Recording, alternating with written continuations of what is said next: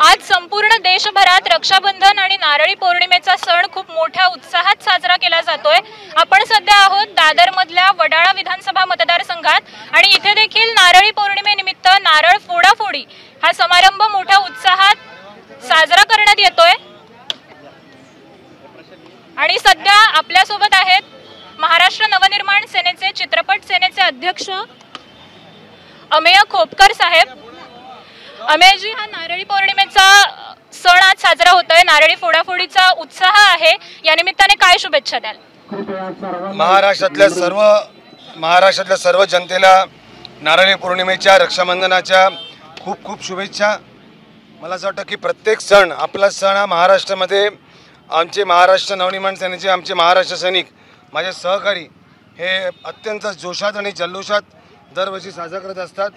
आमच्या इकडचे आयोजक मयूर सारंग, त्यांचे सर्व सहकारी, आमचे माजी विभाग प्रमुख आनंद प्रभूजी, आमच्या अनामिकाताई आणि आमचे सर्व महाराष्ट्र सैनिक या ठिकाणी या नारळ फोडाफोडीचा जो कार्यक्रम आयोजित केलेला आहे त्याला उपस्थित आहोत। मला असं वाटतं की महाराष्ट्र सैनिकांना हातात नारळ दिला की त्यांना फोडाफोडी कशी करायची हे सांगावं लागत नाही। त्यामुळे यापुढे देखील महाराष्ट्र नवनिर्माण सेनेकडनं येणारे प्रत्येक सण हे असेच जल्लोषामध्ये साजरे होतील आणि मी सर्वांना मनापासून शुभेच्छा देतो। धन्यवाद। सर, विधानसभेसाठी मनसेने आता कंबर कसली आहे, उद्या राज ठाकरेंचा मराठवाडा दौरा देखील होणार आहे, तर नेमका हा दौरा कसा असणार आहे? ह्याच्या आधी जसे दौरे यशस्वी झाले त्याचप्रमाणे राजसाहेबांचा उद्याचा जो दौरा आहे विदर्भाचा हा अत्यंत यशस्वी होईल।